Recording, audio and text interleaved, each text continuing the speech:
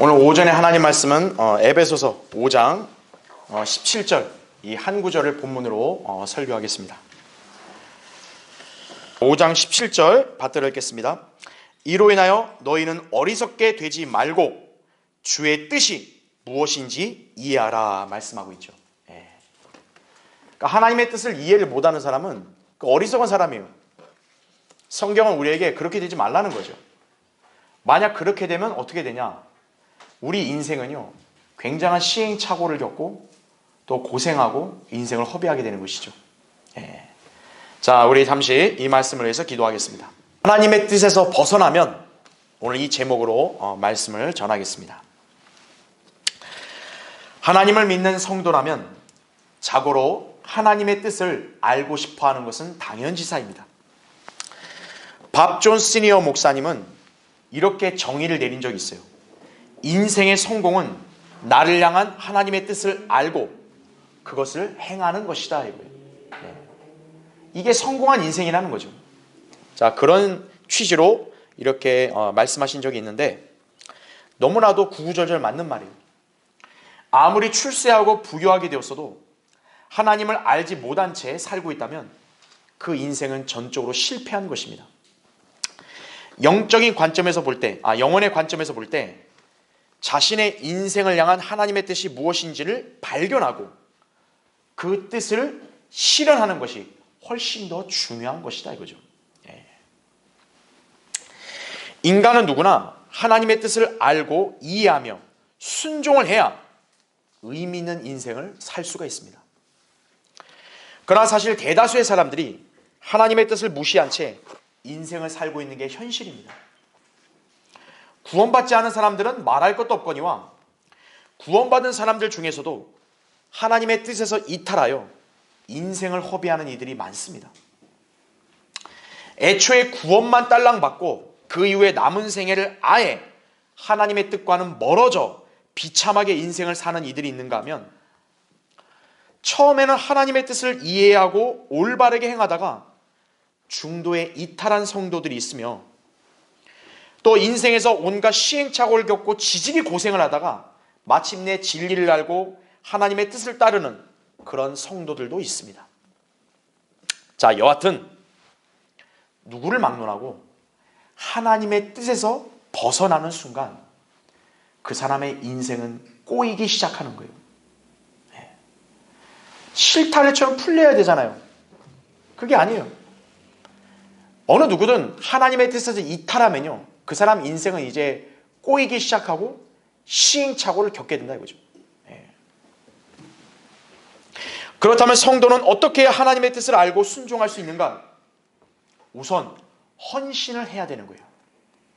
자, 한번 잠깐 볼까요? 로마서 12장 한번 보십시오. 그거 껴놓으시고 로마서 12장. 제가 1절 먼저 읽겠습니다. 그러므로 형제들아, 내가 하나님의 모든 자비하심으로 너희에게 권고하노니 너희 몸을 하나님께서 기뻐하시는 거룩한 산 제물로 드리라.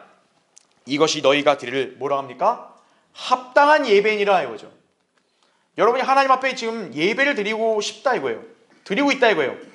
그게 하나님 보실 때 합당한 예배가 되려면 여러분의 몸을 산 제물로 드려야 되는 거예요. 자, 그런 다음은 어떻게 하냐? 거기 2절을 보세요. 너희는 이 세상과 일치하지 말고 나옵니다. 누구를 막론하고 세상과 일치되는 순간 그 사람은 하나님과 멀어지는 거예요.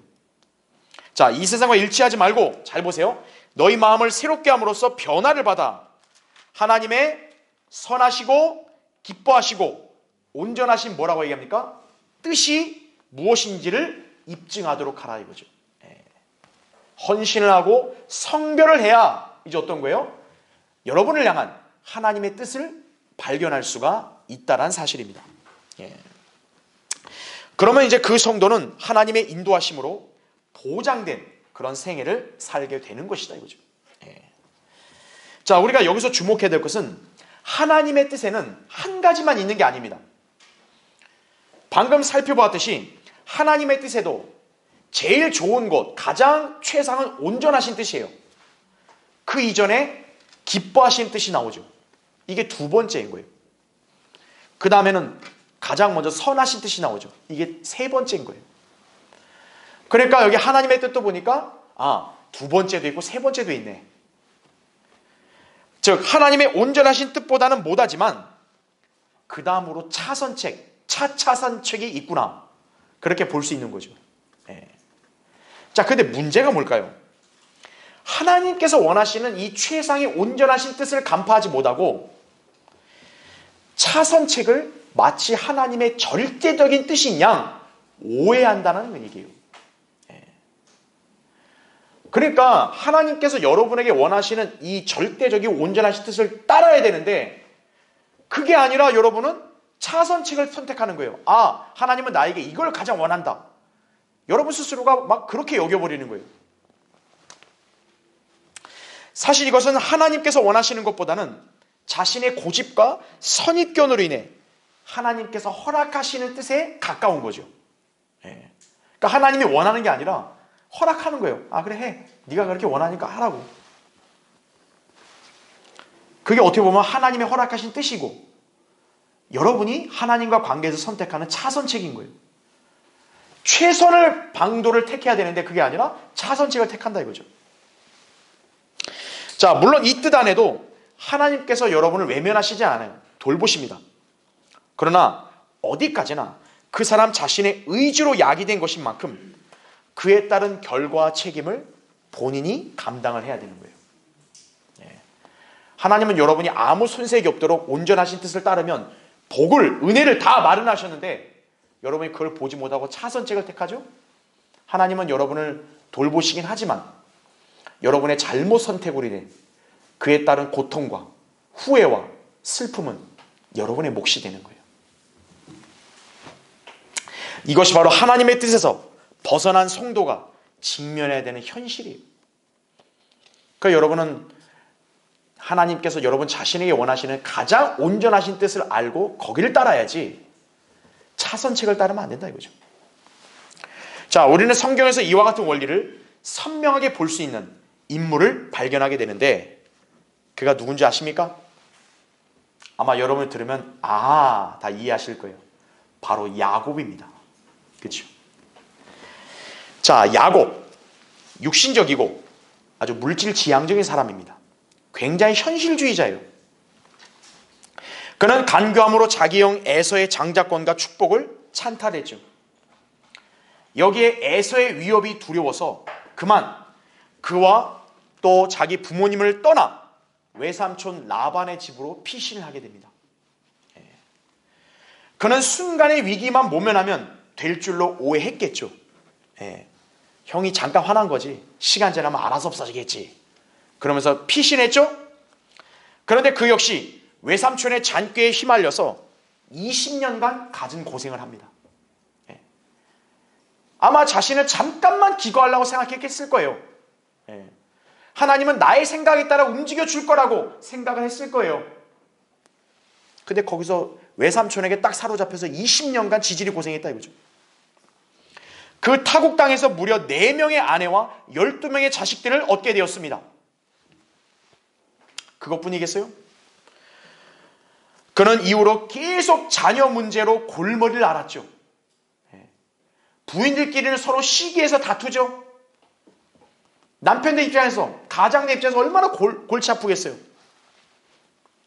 거기에 더해서 자기가 사랑하는 아들 요셉은 그렇죠. 마치 죽은 줄로 착각을 했다 이거죠.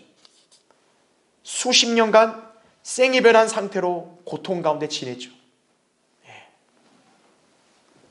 여러분, 사랑하는 아들이 죽었다고 생각하고 한번 살아보세요. 그게 사는 거겠어요? 야곱은 요셉이 생존해 있다는 소식을 듣기 전까지는 사는 게 아니었을 거예요. 그러다 거의 늙어서 죽음을 앞둔 시점이 돼서 하나님의 은총으로 요셉의 소식을 접해 들었으며 이집트로 가서 극적인 상봉을 한 이후 죽음을 맞이함으로 인생을 끝냈다 이거죠. 야곱의 인생은 참으로 파란만장을 했지만 그는 사실 하나님의 온전하신 뜻을 순종하지 않고 그저 차선책을 택한 나머지 고생과 수고 가운데 인생을 살았던 것이다 이거죠. 하나님의 복을 받긴 받았죠. 그러나 그는 인생에서 굳이 하지 않아도 됐을 그런 고생을 하고 말았죠. 자, 우리는 야곱이 하나님의 뜻에서 일시적으로 벗어나 있었을 때, 자, 그에게 어떤 일들이 일어났는가 한번 살펴보려고 합니다. 자, 이는 영적으로 그리스도인이 하나님의 뜻에서 벗어나 있는 상황을 보여준다고 할 수 있다 이거죠. 여러분도 일시적으로 하나님의 뜻에서 이탈해 있다 이거예요. 그랬을 때 여러분의 인생에도 이와 유사한 그런 일들이 벌어질 수 있는 거예요. 자, 여러분이 인생을 시행착오로 고생하지 않고 하나님의 은혜로 화평하고 기쁨 가운데 풍성하게 살기를 원한다면 여러분은 하나님의 뜻을 이해해야겠죠. 그래야 어리석지 않게 되겠죠.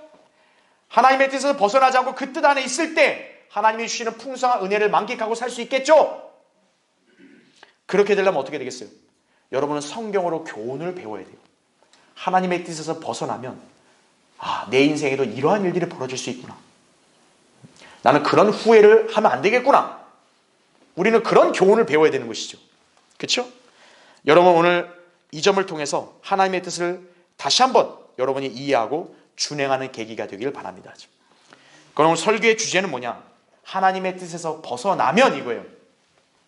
자, 벗어나면 어떤 일이 벌어지냐? 첫 번째, 여러분은 복을 받는 장소에서 벗어나는 거예요. 자, 야곱은 형 에서를 속여서 아버지 이삭으로부터 축복을 받아낸 후에 에서의 면전에서 도망치려고 가나안 땅을 떠나게 됩니다. 아무리 에서의 위협이 두렵고 무섭다고 해도 자, 야곱은 이미 이삭으로부터 축복을 보장받았잖아요. 하나님은 그 복에 따라 야곱을 보호해주고 복을 줘야 돼요. 그렇죠? 그러면 제 아무리 에서가 위협을 한들 하나님이 야곱을 그대로 죽도록 내버려 두시겠습니까? 아니라 이거죠. 그렇기 때문에 야곱은 그냥 이삭의 축복해준 그 사실을 그대로 믿고 하나님을 신뢰하고 있으면 하나님의 보호와 인도하심을 받을 수 있었다 이거죠.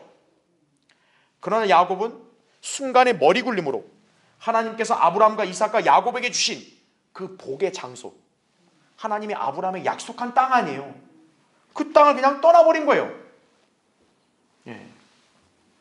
하나님이 아브라함과 그 가족에게 복을 주시는 장소가 그 땅인데 그 복의 장소에서 달아나 버린 거예요. 그 이후에 야곱의 인생은 어떻게 흘러갔죠? 가시밭길의 연속이었다 이거죠.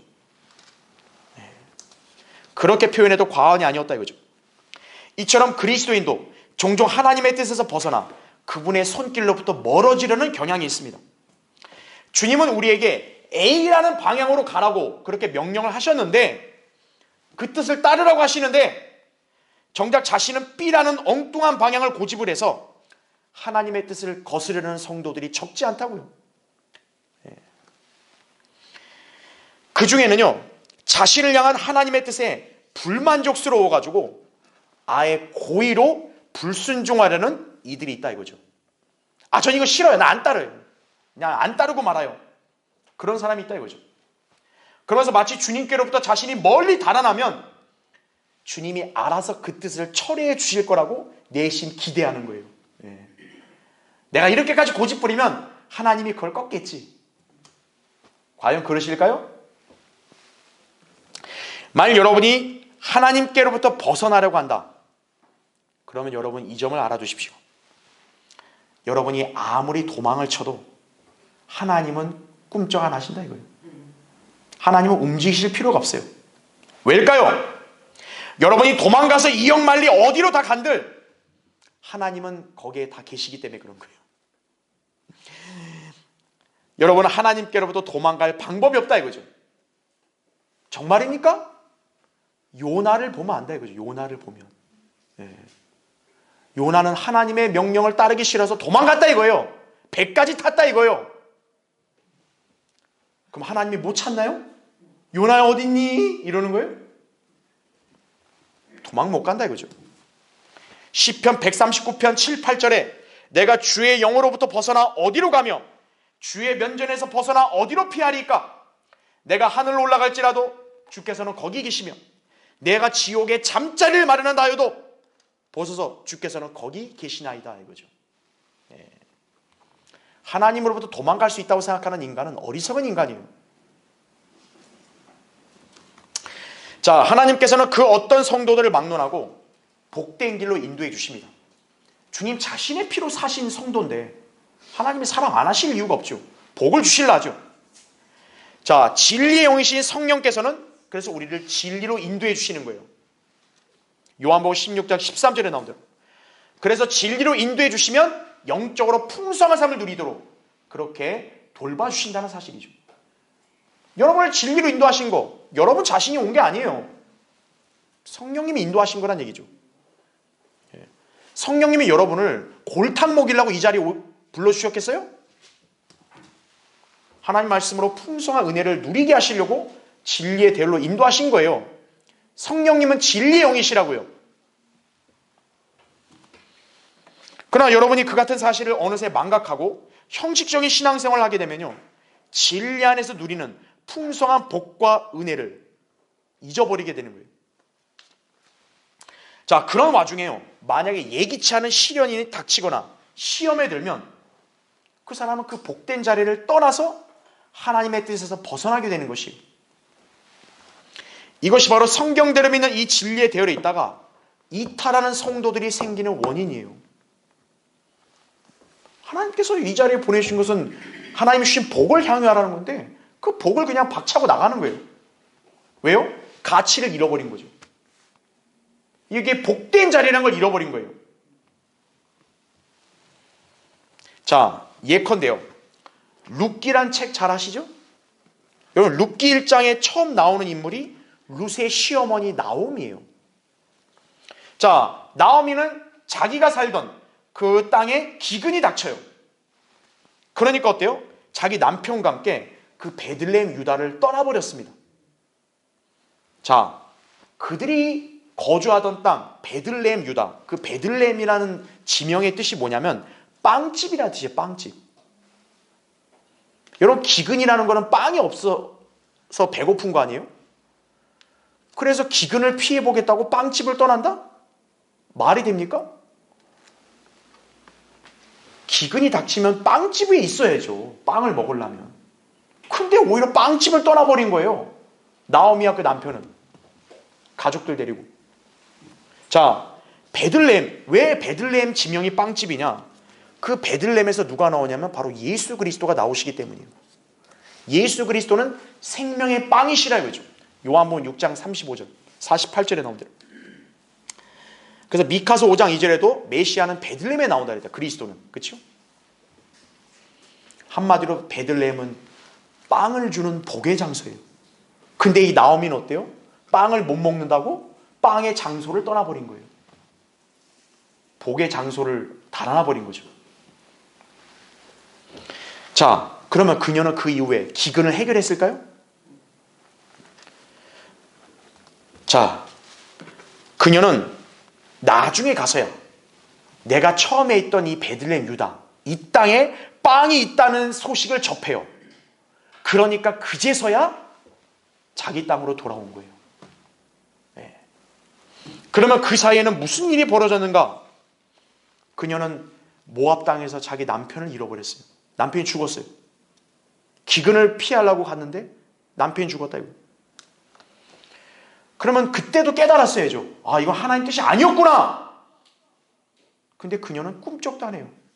자기 두 아들을 그 모압의 이방 여인하고 결혼을 시켜요 또. 자, 그랬더니 어때요? 두 아들도 죽어버려요.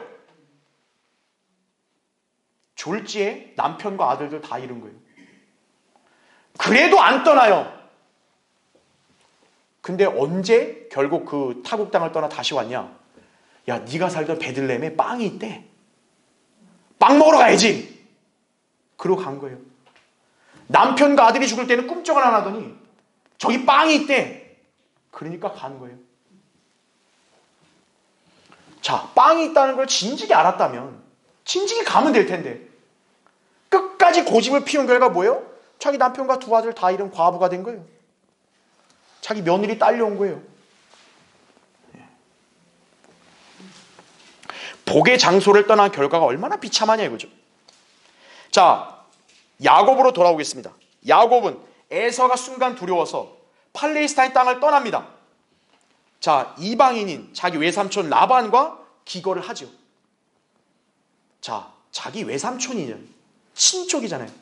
친족이면 친하게 잘 봐줘야 된다. 우리 그렇게 생각하죠? 그런데 거기서 갖은 고생과 수모를 당했다 이거죠. 자, 이것은 작금의 유대 민족이 하나님의 뜻에서 벗어나 있는 모습을 연상하게 하는 것이. 자, 이스라엘은 하나님의 백성 아니에요. 그리고 하나님이 주신 땅에 기거해야 되잖아요. 근데 지금 이스라엘은 어떻게 돼 있죠? 성전이 있습니까? 없죠. 하나님의 백성이라고 하는데 하나님께 경배도 못 드려요, 제대로. 제사장, 선지자, 에봇 없다 이거죠. 자, 이사야는 그들을 둥지에서 쫓겨나서 떠돌아다니는 새와 같다고 그렇게 묘사했다 이거죠. 이사야 16장 2절에. 여러분, 자기 둥지가 없고 떠돌아다니는 거 보세요. 얼마나 참 그 모습이 처량해요. 하나님의 뜻에서 벗어난 백성이 그와 같은 거예요. 예수 그리스도께서 재림하시기 전까지 그들은 이방 민족들 가운데 방황하며 극심한 고난을 당하게 될 것입니다. 자, 이스라엘에게 복의 장소는 어디입니까? 하나님께서 그들을 복 주시겠다고 약속하신 장소는 예루살렘이고 시온산이에요. 아브라함에게 영원한 유업으로 주신 그 땅이 바로 그들이 복을 받을 장소예요. 그들은 거기에 있어야 되는 거예요. 근데 지금 그들은 거기에 제대로 없다고요. 너는 땅의 제단을 나에게 만들어서 그 위에 너의 양들과 너의 소들을 번제와 화목제물로 바치라. 내가 나의 이름을 기억하는 모든 곳에서 내게 내려와 너에게 복을 주리라. 출애굽기 20장 24절 나온 대로. 지금 이스라엘은 그런 장소가 없다고요. 자, 이스라엘이 회복되며 다시금 복을 받으려면 하나님의 뜻에 따라서 그 장소로 돌아와야 하는 것이. 그래서 예수 그리스도가 재림하면 흩어졌던 유대인들이 돌아온다고 말한 이유가 그거예요. 그들이 하나님이 정해주신 장소로 와야 복을 받으니까. 하나님의 뜻 안에 있어야 복을 받는 거예요. 자, 영적으로 신약 그리스도인들에게 복의 장소는 다름 아닌 영적 양식인 하나님의 말씀을 제공하는 지역교회요. 믿음과 신앙생활을 누리는 자리예요. 베들레헴이 빵집이라 그랬죠? 자, 오늘날 영적으로 우리에게는 빵이 뭡니까? 하나님의 말씀이죠. 이 복의 장소를 떠나면 안 됩니다. 복을 받고 있고 영적 양식을 공급받고 있다면요, 그곳에 계속 머물러 있으십시오. 변질된 그리스도인이 현혹하는 말에 귀를 기울이지 마십시오. 불만 많고 불평하기 좋아하는 자의 말을 듣다 보면요, 떠나고 싶은 마음이 생기게 되는 거예요. 아, 그래, 여기 자리 있어봐야 뭘 의미 없는 것 같다. 여기 있음들 무슨 의미가 있냐. 그러면 어때요? 결국 참을 수 없게 되는 거죠. 자, 여러분을 깨우려고 하는 그런 사람들에게 영향을 받지 말라 이거죠. 중요한 건 여러분 주변에 있는 사람이 아니에요. 하나님과 여러분 개인적인 관계가 중요한 거예요. 하나님께서 여러분을 향해서 뜻을 비춰줬으면 그 뜻 안에 있어야 돼요. 하나님께서 여러분을 이 진리 안에 있는 것이 그분의 뜻이라 해서 여러분을 인도했으면 여러분 그 자리에 있어야 되는 거예요. 그래야 복을 받는 거죠. 주님은 여러분 각인을 복 주시고 은혜를 향유하는 자리를 마련해 주신다 이거죠. 그리고 주님께서 여러분의 삶을 더 풍성하게 인도해 주시려는 그 뜻을 보여주시는 거예요. 그 뜻이 순간 여러분에게 내키지 않는다 해서 불순종하지 마시고 주님을 신뢰하며 그분의 뜻을 따르기를 바랍니다. 시편 32편 8절에도 내가 가야 할 길을 내가 내게 지시하고 가르치리니 내가 너를 내 눈으로 인도하리라. 하나님이 여러분에게 약속하신 말씀이에요. 하나님 여러분 가르쳐 주신 거예요. 이 진리 하나 들어왔으면 이 진리로 들어와 가르쳐 주신 거예요. 복을 받아 그렇게 하셨으면 여러분 그대로 따르시면 되는 거예요. 그렇죠? 자, 하나님의 뜻에서 벗어나면 두 번째, 여러분은 수치와 슬픔을 거두게 되는 거예요. 자, 무엇이든지 심는 대로 거두는 게 성경적인 원칙입니다. 갈라디아서 6장 7, 8절에 속지 말라 하나님은 우롱당하지 아니하시느니라. 이는 사람이 무엇을 심든지 그대로 거둘 것이기 때문이라. 자신의 육신에 심는 자는 육신으로부터 썩은 것을 거두고 성령에 심는 자는 성령으로부터 영생을 거두리라. 확고불변한 원칙이에요. 아무리 하나님의 사랑을 받는 성도라 할지라도요, 자신의 육신적인 판단과 생각으로 하나님의 뜻에서 벗어나게 되면 그에 대한 결과를 몸소 감당해야 합니다. 하나님의 뜻을 거스르고 그분에게서 멀찍이 떠난 사람에게 남는 건 무엇일까요? 수치와 고통과 슬픔뿐이에요. 자, 야곱을 보죠. 야곱이 결국 복의 장소를 떠난 결과 그는 수치와 슬픔을 거둬야 했습니다. 그는 자신이 뿌린 것을 거둬야 했던 거예요. 하나님의 뜻에서 벗어나 있는 동안 그에게 일어난 일은 첫째는 잘못된 아내를 얻었죠. 야곱은 라헬을 사랑했다 이거예요. 난 라헬과 결혼한다 이거예요. 7년 봉사가 웬 말이냐, 저 여인만 얻을 수 있다면.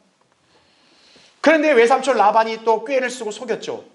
사랑하지 않는 그런 언니 레아를, 그렇죠, 신혼방에 들여보내가지고 레아와 결혼하게 된 거예요. 레아는 야곱이 사랑하지 않은 여인이에요. 여러분, 사랑하지 않는 여자 산다는 게 얼마나 그거 고통입니까?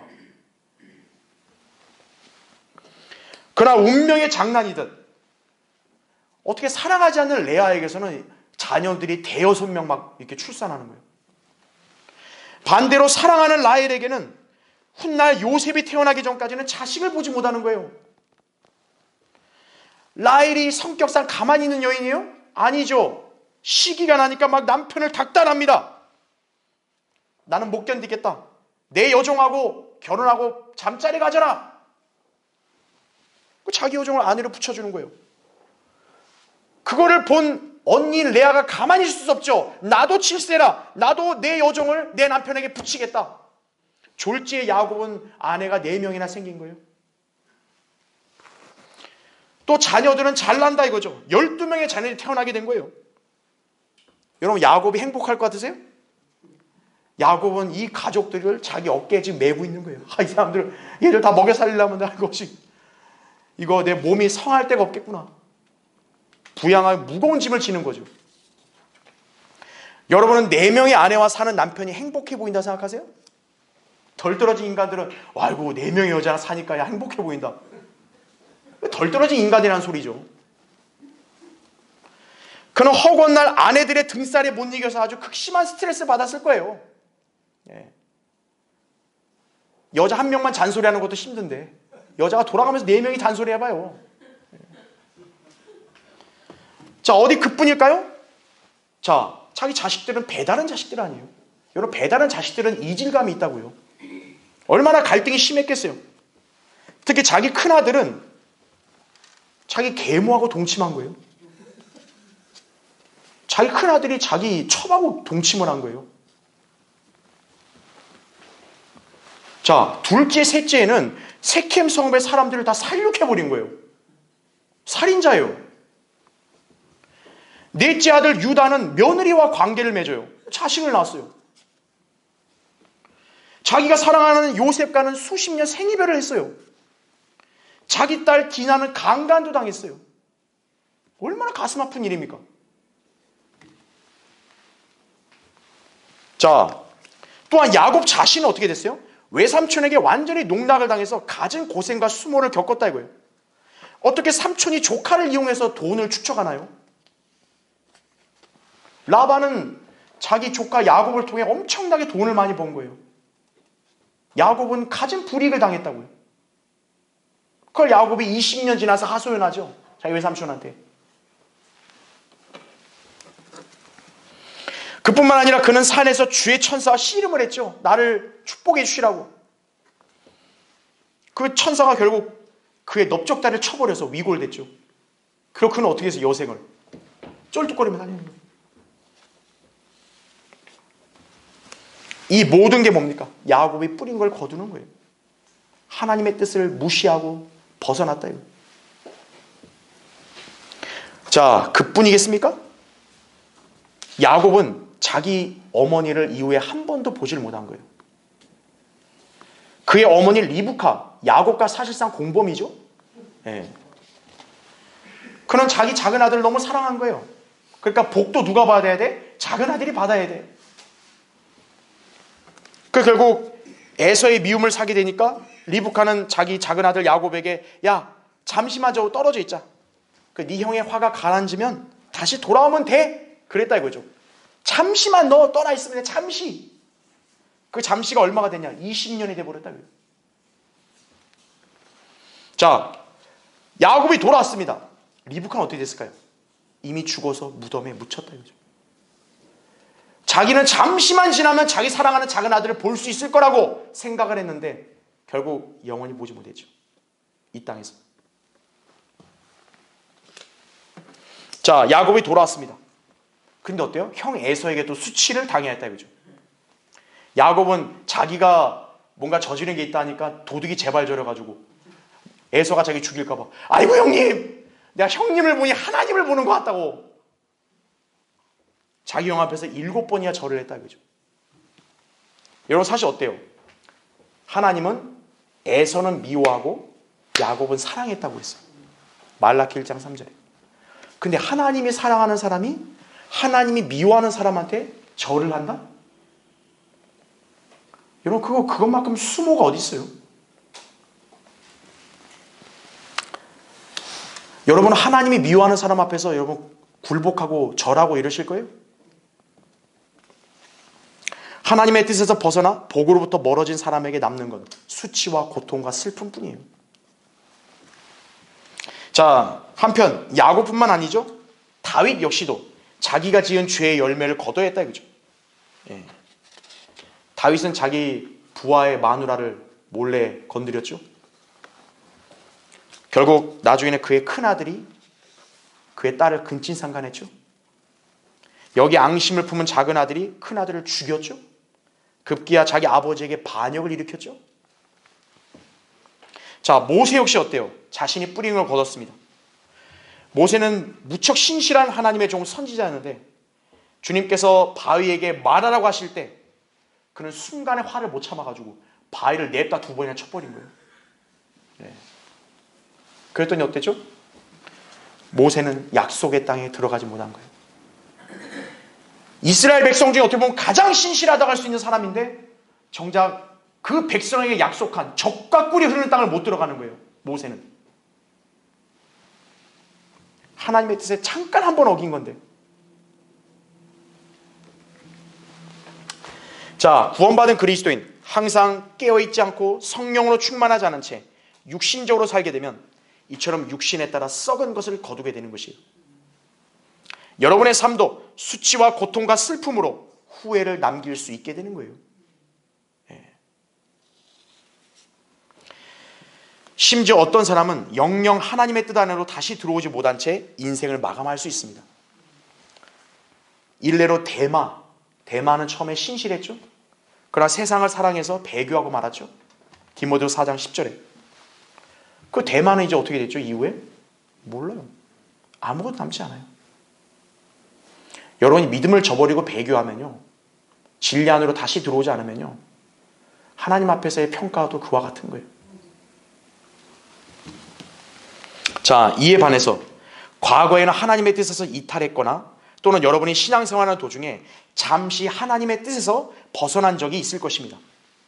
자, 지금 다시 하나님의 뜻 안에 들어와 순종하고 있어요. 무척 다행입니다. 잘하신 거예요. 그러나 여러분이 그 가운데 뿌렸던 것은 거둬야 한다는 원칙에서는 예외가 되지 않아요. 여러분이 잠깐 하나님의 뜻에서 벗어났었을 때 행한 것들 다 거둬들이게 돼 있어요. 자, 심각한 죄를 졌다. 근데 그 사람이 회개하고 구원받고 진리 안으로 들어왔다. 잘했죠. 근데 그 죄를 진 거에 대한 대가는 치를 수밖에 없죠. 그렇죠? 법을 어겼으면 그 법을 어긴 거에 대한 벌을 받아야죠. 자, 나쁜 습관을 가졌다 이거예요. 술 마시고 담배 피고, 그렇죠? 마약하고 도박하고. 그런 사람이 회개하고 돌아와서 온전하게 된 건 다행이지만 그 당시 했던 일로 인해서 몸이 망가졌다 이거예요. 정신이 망가졌다. 그럼 감수해야 된다 이거예요. 하나님의 뜻에서 잠시 벗어나 있을 때 행했던 일들은 반드시 결과로 돌아오게 돼 있는 거예요. 그러니까 여러분이 좀 한 번은 괜찮겠지, 그런 아니라는 생각까지는 안 된다 이거예요. 거듭나고 성경의 진리를 믿는 그리스도인이라면 늘 자신이 하려고 하는 일을 그래서 신중하게 생각해 보아야 되는 거예요. 즉흥적으로 그냥 하고 이게 안 된다 이거예요. 조급하게 이렇게 판단하고 결정을 내리면 안 된다 이거예요. 주님께 묻고 신중하게 생각하고 판단해야 되는 거예요. 여러분이 늘 하나님의 뜻을 묻고 그분의 말씀과 인도하심에 따라 살아야만 인생에 가치 있고 의미 있는 열매를 맺을 수가 있는 것이다 이거죠. 자, 기억하십시오. 하나님께서는 심는 대로 정확하게 거두게 하십니다. 여러분이 육신을 따라 살든가 성령을 따라 살든가에 따라서 인생의 향방이 결정되는 것임을 알아야 된다 이거죠. 로마서 8장 13절 나온 말씀 이거죠. 너희가 육신을 따라 살면 죽을 것이나 성령을 통하여 몸의 행실을 죽이면 살리라 이거죠. 사느냐 죽느냐 이렇게 얘기하잖아요. 그렇죠? 하나님 보실 때 여러분이 살아있는 인생이냐 죽은 인생이냐, 그건 여러분이 어떤 생각을 갖고 행동하냐에 따라 달린 것이, 그렇죠? 하나님의 뜻에 늘 서 있고 그 뜻을 행해야 된다 이거죠. 자, 하나님의 뜻에서 벗어나면 세 번째, 아름다운 승리의 간증을 할 수 없습니다. 자, 야곱은 노년 말기에 파라오를 만났을 때 이렇게 고백을 했습니다. 창세기 47장 9절에 내 생애의 세월이 짧고 험악하였으나 내 조상들의 순례의 날들 곧 그들의 생애의 세월에는 미치지 못하였나이다. 여러분, 이 고백을 듣고 어떤 생각이 드세요?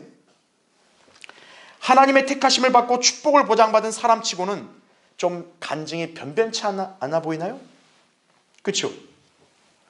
자기의 아버지와 할아버지는 신실했는데 나름대로, 그죠? 왜 자기는 그랬냐 이거예요. 자기 한평생 인생은 험악했다 이거예요. 왜 험악했을까? 하나님이 복을 주셨는데.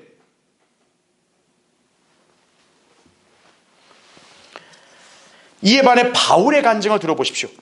내가 선한 싸움을 싸우고 달려갈 길을 마치고 믿음을 지켰으니 이후로는 나를 위하여 의의 면류관이 마련되어 있어 의로운 재판관이신 주께서 그날에 그것을 내게 주실 것이며 또 나뿐만 아니라 그의 나타나심을 사모하는 모든 사람에게도 주실 것이라.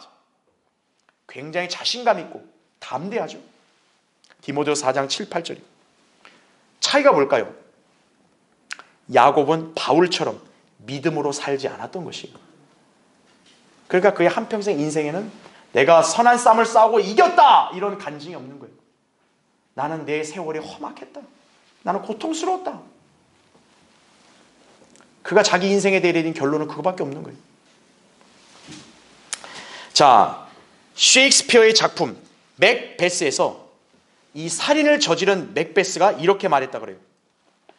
축복이 절실하게 필요한데 아멘이 목구멍에 붙어서 나오질 않는구나 이거죠. 아멘이 나와야 되는데 아무리 보니까 아멘할 상황이 아니다 이거예요. 어쩌면 여러분이 결코 아멘이라고 소리치지 않는 것도 바로 이 때문일 것이다 이거죠. 여러분의 삶이 올바르지 않았다면요, 여러분의 간증 또한 올바르지 않게 되는 것이에요. 여러분의 삶이 하나님 말씀에 따라 거룩하고 온전하고 정결해야 간증이 있고 아멘이 나오는 거예요. 자, 야곱처럼 믿음으로 하지 않고 눈에 보이는 대로 처신하는 삶은 결국 승리의 간증을 얻을 수 없습니다. 즉 간증을 잃게 되는 것이에요. 많은 그리스도인들이 하나님을 섬기다가 하나님의 뜻에서 벗어나 수주, 수개월 아니 수년을 보낸 뒤에 돌아오는 경우가 있습니다. 그나마 회복된 건 다행이지만 그 사이에 거룩하고 정결한 삶을 살지 못하고 하나님 말씀에서 곁길로 벗어나 있었기 때문에 간증이 없는 거예요.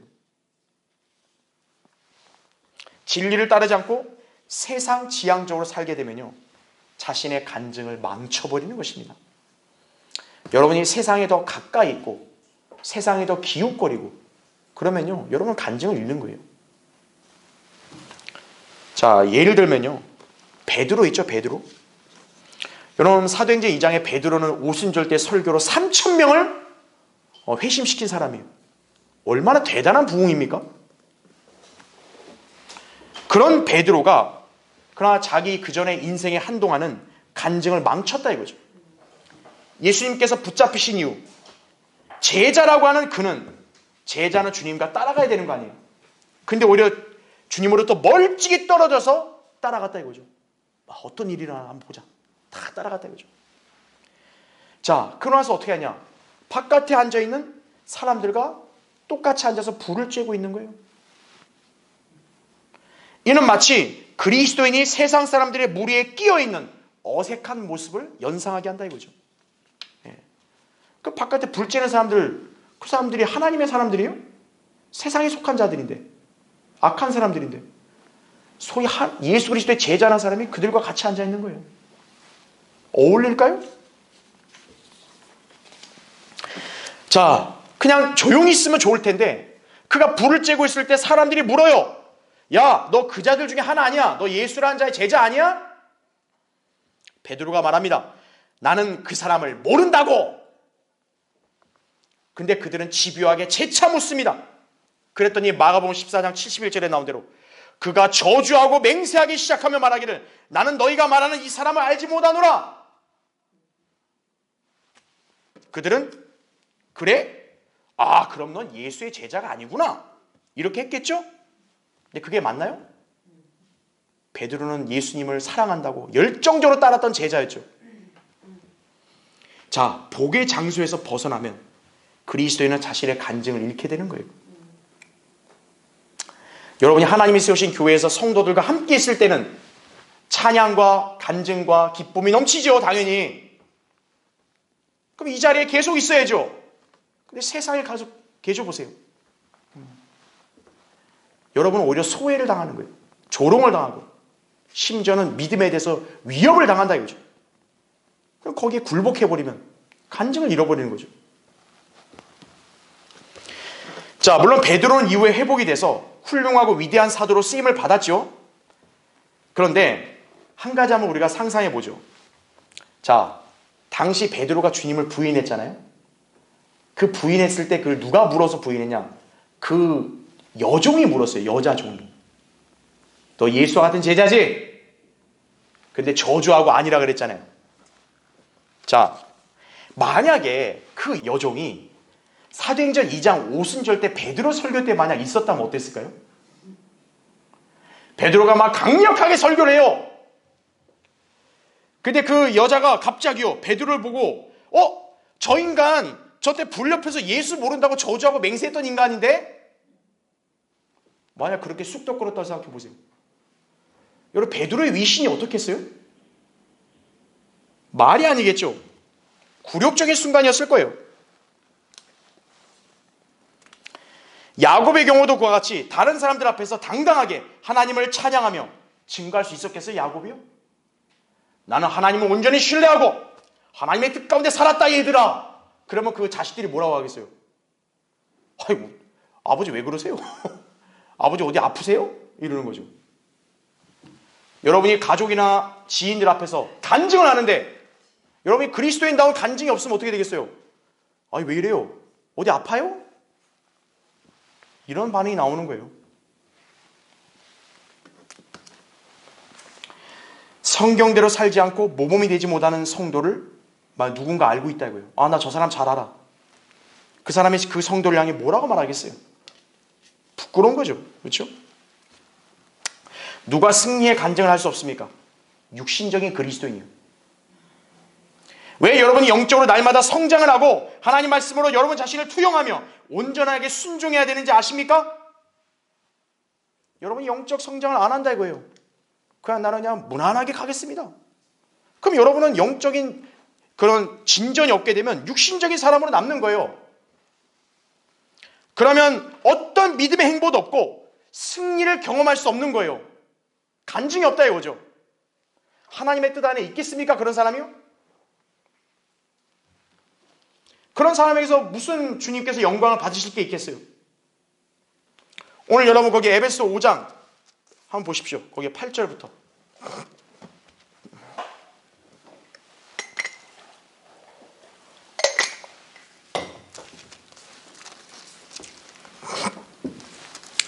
자, 8절부터 읽겠습니다. 너희가 한때는 어둠이었으나 이제는 주 안에서 빛이니 빛의 자녀들로서 행하라. 이는 성령의 열매는 모든 선과 의와 진리 안에 있습니다. 무엇이 주를 기쁘시게 할 것인지 입증하라. 열매 없는 어둠의 일들에 관여하지 말고 오히려 그것들을 책망하라. 이는 그들이 비밀리 행한 그런 것들에 대하여는 말하기조차 부끄럽기 때문이라. 그러나 책망받는 모든 것이 빛에 의하여 드러나니 무엇이든지 드러나게 하는 것은 빛이니라. 그러므로 그가 말씀하시기를 잠자는 자여 깨어라. 그리고 죽은 자들로부터 일어나라. 그러면 그리스도께서 내게 빛을 주시리라고 하셨느니라. 그러므로 너희가 얼마나 정확히 행하고 있는지 주의하라. 미련한 사람같이 행하지 말고 현명한 사람같이 행하여 시간을 사서 얻으라. 이는 그 날들이 악하기 때문이니라. 이로 인하여 너희는 어리석게 되지 말고 주의 뜻이 무엇인지 이해하라 말씀하고 있는 것이죠. 그렇죠? 왜 여러분에게 하나님의 뜻을 이해하라고 했는지 아시죠? 그렇죠? 예. 우리는 빛의 자녀들이에요. 예. 우리는 빛을 따라 행해야 된다 이거죠. 예. 성령의 열매, 그것으로 주님을 기쁘시게 하는 삶을 살아야 된다 이거죠. 그런 여러분이 하나님의 뜻을 알고 그 뜻 안에 있어야만 여러분이 간증을 지니고 승리하는 삶 살게 되는 것이에요. 하나님의 뜻에서 벗어나면 죄를 짓게 됩니다. 여러분이 왜 하나님의 뜻을 이해하고 순종해야 되는지 아시죠? 하나님의 뜻에 머물러 있고 그대로 행하는 사람은 승리의 간증으로 주님을 영화롭게 해드리며 주님은 그 사람에게 풍성한 복을 내려주시는 것이에요. 그것을 누리는 성도의 삶은 풍성한 것이다 이거죠. 그래서 우리 하나님의 뜻에서 벗어나면 안 돼요. 자, 결론을 맺겠습니다. 프리드리히 대제에게는요 아주 충실한 장군이 있었어요. 기마대를 이끄는 폰 질렌트란 장군이에요. 자, 언젠가 다른 때와 같이 이제 승리가 있은 이후에 장교들을 위해서 이 대제가 연회를 베풀어요. 야, 수고했다. 먹고 마시자. 그래서 50명 정도 되는 이 고급 장교들이 술을 마시면서 즐거워하고 있었습니다. 자, 그런데 그 연회에서 이 프리드리 대제, 이 사람 불가지론자거든요. 하나님 믿지 않는 자예요. 이 자가 갑자기 예수 그리스도에 대해서 상스러운 농담을 하는 거예요. 그러면서 한바탕 웃는 일이 벌어졌습니다. 그때 이 폰 질레트 장군이 자리에서 일어나요.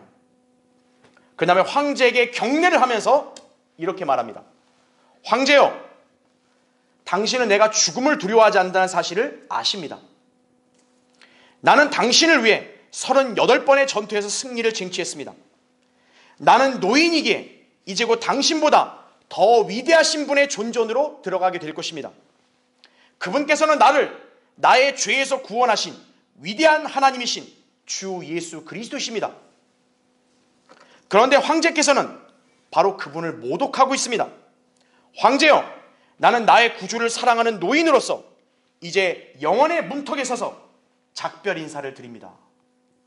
이렇게 황제 앞에서 당당하게 직언을 한 거예요.